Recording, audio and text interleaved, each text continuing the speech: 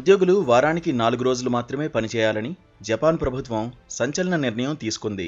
ఈ విధానం అన్ని సంస్థల్లో అమలయ్యేలా చర్యలు తీసుకోవాలని జపాన్ ప్రభుత్వం ఆదేశాలు జారీ చేసింది. ఈ విధానాన్ని 2021లోనే అమలు చేయాలని జపాన్ నిర్ణయం తీసుకుని ఆదేశాలు కూడా జారీ చేసింది. అయితే చాలా సంస్థలు అప్పట్లో ఈ విధానాన్ని వ్యతిరేకించాయి. ఇలా చేయడం వల్ల అభివృద్ధి విషయంలో కొంతకాలానికి జపాన్ ఎంతో వెనుకబడే ప్రమాదం ఉంటుందని ఆందోళన వ్యక్తం చేశాయి. కేవలం 8% సంస్థలే దానిని అనుసరించాయి. మిగిలిన సంస్థలు కూడా తమ ఉద్యోగులతో వారానికి 4 సార్లు మాత్రమే పని చేయించుకోవాలని ప్రభుత్వం తాజాగా ఉత్తర్వులు జారీ చేసింది. ఈ విధానం ద్వారా ఎక్కువ మందికి ఉద్యోగావకాశాలు కల్పించేందుకు అవకాశం ఉంటుందని తెలిపింది.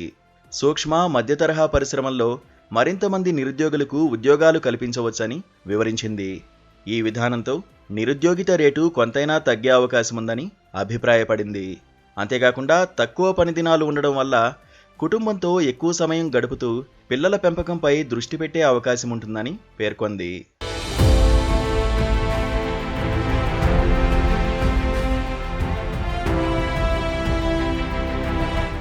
అయితే రెండో ప్రపంచ యుద్ధం సమయంలో అణుబాంబులు జపాన్లోని హిరోషిమా, నాగసాకి నగరాలను నేలమట్టం చేసిన పట్టుదలతో ముందడుగు వేస్తూ అభివృద్ధి చెందిన దేశాల్లో ఒకటిగా జపాన్ నిలిచింది. అక్కడి ప్రజలు ఎంతో క్రమశిక్షణగా ఉంటూ దేశాభివృద్ధి కోసం నిరంతరం శ్రమిస్తూనే ఉంటారు.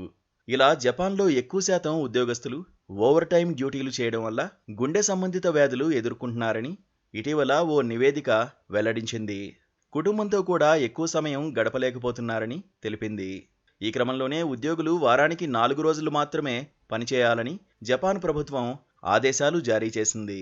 అయితే వారానికి 4 పని దినాల విధానాన్ని ప్రస్తుతం టోక్యోలోని అకికో యోకోహామా అనే సంస్థ పాటిస్తోంది.